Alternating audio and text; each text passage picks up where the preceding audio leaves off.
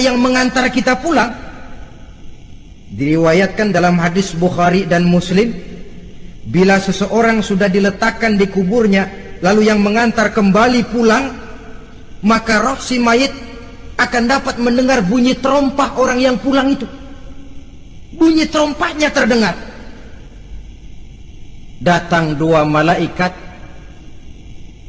menanyakan dia dengan pertanyaan-pertanyaan yang kalau bisa dijawab dengan betul,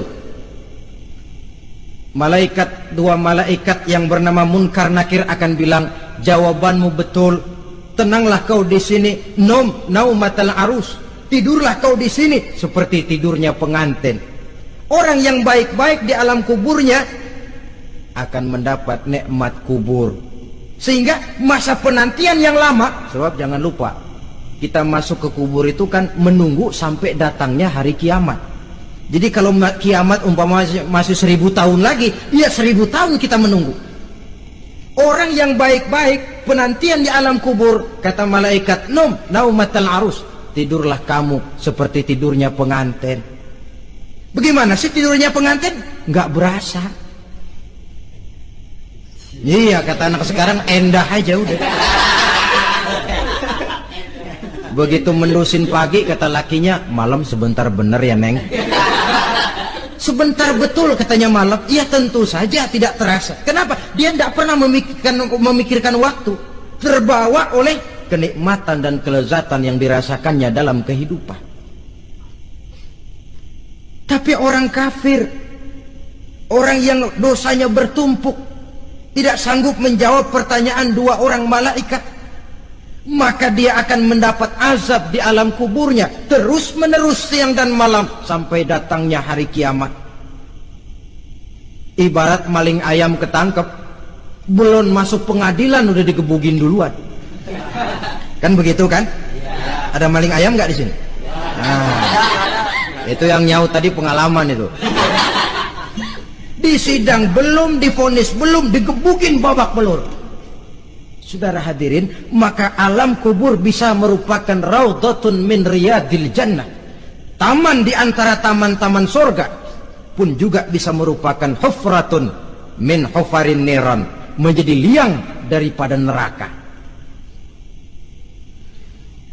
Ada lagi riwayat yang dari Imam Muslim yang diperoleh dari Zaid bin Sabit. Zaid bin Sabit cerita, satu hari kami bersama Rasulullah SAW berada dalam kebun kepunyaan Bani Najjar. Rasulullah sedang duduk di atas keledai. Tiba-tiba entah bagaimana itu keledai terkejut, kaget, berontak, hampir Rasulullah jatuh. Rasulullah kemudian bertanya, rupanya di kebun itu ada kuburan tua, 5 atau 4 kuburan. Rasulullah lalu bertanya, saudara-saudara, ada yang tahu nggak ini kuburan siapa? Nggak ada ya Rasulullah. Memang kenapa? Ini penghuni kuburnya lagi disiksa oleh Allah. Andai kata boleh saya mohon kepada Allah supaya kamu dengar seperti yang saya dengar, andai kata saja kamu kuat mendengarnya, saya pasti akan berdoa. Tapi sayang, saya yakin kamu pasti tidak akan kuat mendengar mereka mendapat azab di kuburnya. Hadis sahih riwayat Imam Muslim dari Zaid bin Sabit. Kehidupan di alam barzah. Pak, iya kalau yang matinya dikuburin. Lah kalau yang matinya diceburin ke laut, dibakar, di medan perang hilang gak ketahuan kemana jenazahnya. Saudara, hilang kek, dikubur kek, di dalam lautan direndam kek, itu kan cuma logika kita. Menurut Allah tidak ada perbedaan orang mati dikubur di dasar lautan, atau dibakar sampai jadi abu, atau gugur di medan perang tidak ketemu jenazahnya. Entah mereka tetap masuk ke alam barzah namanya.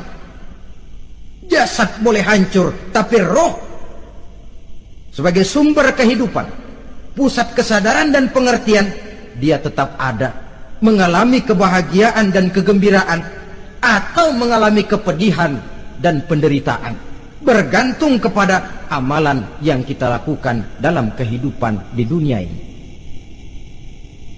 Maka dalam Yasin tadi kan jelas, Qul yuhyiha alladzi ansha'aha awwala marrah.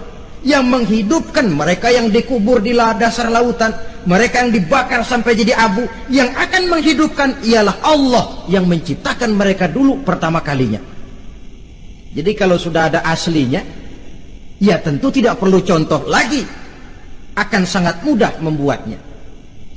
Orang tua kita, keluarga kita yang sudah berpulang, mereka di alam barzah sekarang ini bisa mendapat nikmat kubur, bisa mendapat azab kubur, bergantung amalan mereka dalam kehidupan di dunia ini.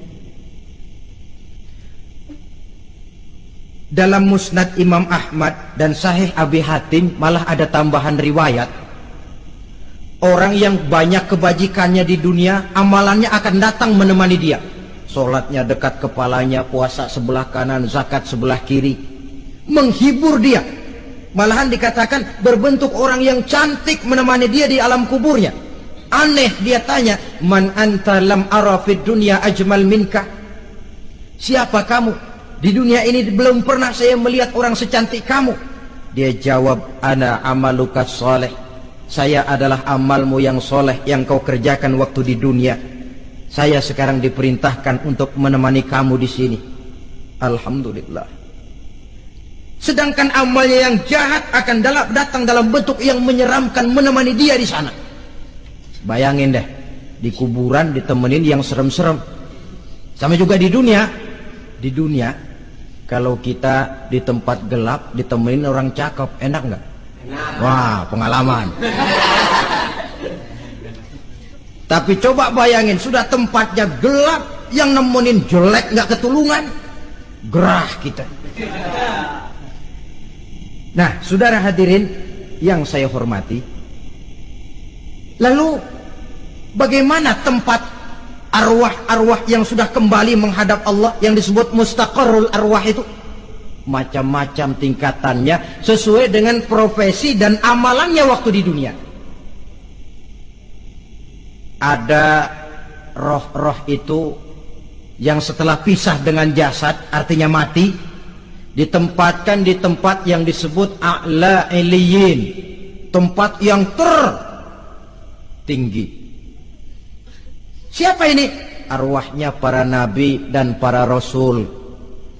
Ini fi a'la iliyin, di tempat yang tertinggi. Arwahnya para nabi, arwahnya para rasul. Dan karena kita bukan nabi, bukan rasul, ya jangan mimpi dapat tempat fi a'la iliyin, kecuali kalau Allah menghendaki. Itu hak prerogatif Allah, tapi kan tidak adil kalau Allah melakukan itu. Ini kelompok roh-roh yang masuk golongan VIP. Wah, the first class. Para nabi, para rasul. Lalu ada pula roh-roh itu yang setelah pisah dengan jasadnya diumpamakan seperti burung-burung hijau yang berterbangan di perkebun-kebunan surga. Roh siapa mereka ini? Rohnya para syuhada, orang-orang yang mati syahid gugur membela agama. Nah, ini bedanya orang mati syahid dengan pahlawan, ya. Apa bedanya syuhada dengan pahlawan? Kalau syuhada, orang yang gugur membela agama, niatnya karena Allah, mati syahid. Kalau pahlawan, orang yang gugur membela negara, orang yang dianggap berjasa kepada pemerintah. Klimaksnya, kalau orang mati syahid jelas surga, tapi pahlawan belum tentu surga. Kenapa? Bergantung kepada negara macam apa yang dibelanya dan pemerintah model mana yang dibelanya. Di negara-negara komunis misalnya, banyak nggak pahlawan? Banyak. Dengan sekian tanda jasa yang mati di medan perang dan sebagainya. Kira-kira pahlawan komunis masuk surga nggak? Ya, kalau pahlawan komunis masuk surga, kita nggak kebagian kapling di surga barangkali. Inilah bedanya pahlawan dengan orang mati syahid. Kemudian ada pula roh itu yang tertahan di pintu surga. Tertahan di pintu surga. Ini seperti tadi, orang yang mati syahid tapi masih ada kaitan di dunia. Rasulullah pernah ditanya orang, ya Rasul, kalau saya maju ke medan perang bela agama, mati syahid, apa saya masuk surga? Iya, masuk surga. Kecuali kata Nabi, kalau masih punya utang. Nah, tertahan di pintu surga. Ada pula roh itu yang tertahan di alam kuburnya. Ini umumnya seperti tadi itu. Ada mempunyai dosa, mempunyai kesalahan, sehingga merasakan azab kubur. Ada juga roh itu yang tertahan di permukaan bumi. Mereka yang dalam hidup selalu menumpuk dosa-dosa yang besar, meninggal sebelum keburu untuk bertaubat. Saudara hadirin yang saya hormati, inilah yang kita khawatirkan.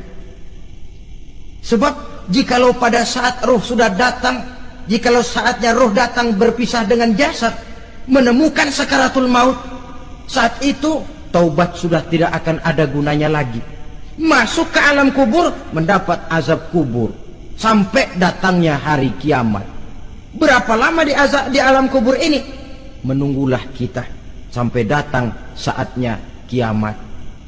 Nah, saudara-saudara, apa tanda-tanda hari kiamat? Kapan dia akan datang? Bagaimana hal ihwal manusia pada saat terjadi kiamat? Bagaimana alam ini? Bagaimana perhitungan di padang mahsyar?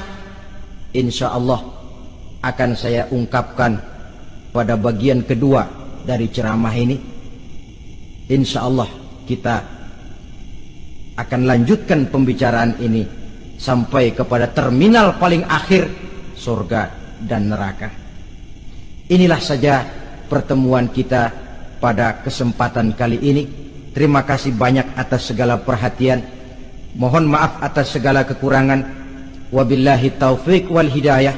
Wassalamualaikum warahmatullahi wabarakatuh. Waalaikumsalam warahmatullahi wabarakatuh.